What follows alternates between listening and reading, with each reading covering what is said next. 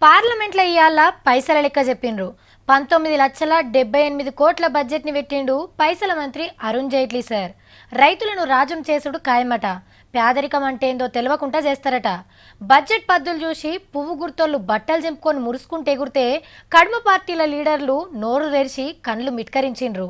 Budget అంటే అదేందో అర్థం కాని ముచ్చట అనుకుంటున్నారు కానీ మా వాళ్ళు 3 ముక్కలల్లో మొత్తం రాసి పెట్టిండ్రు. ఇప్పుడు నేను చదువుతా, మీరే నుండ్రి. ఊరిచ్చిన బడ్జెట్లా మనం దేనికి మురవాలంటే చెప్పుల రేట్లు షీప్ అవుతాయట. టైం బాగుంటే గడియారాలు కూడా అగ్గువైతాయి. ఎండి మెరుస్తుంది, బంగారం బరువైతుంది. బ్రాండెడ్ బట్టలు, హోటళ్లల్లో తిండి, టీవీలు, ఏసీలు, కెమెరాల రేట్లు పెరుగుతాయి. ఈ స్మార్ట్ ఫోన్ల ధరలు ఈ స్మార్ట్గానే షాక్ కొడతాయట. సిగరెట్ అలవాటు ఉన్నోళ్ళు బీడీలు తాగితే మంచిది, ఎందుకంటే బీడీల రేట్లు పెంచలేదు కాబట్టి. ఆమ్దాన్ ఎక్కువ వస్తుందని కార్లు కొనుక్కుందాం అనుకునేటోళ్ళు ఇంకో ఏడాది వెనకేసినాక గప్పుడు కొనుక్కుంటేనే మంచిది.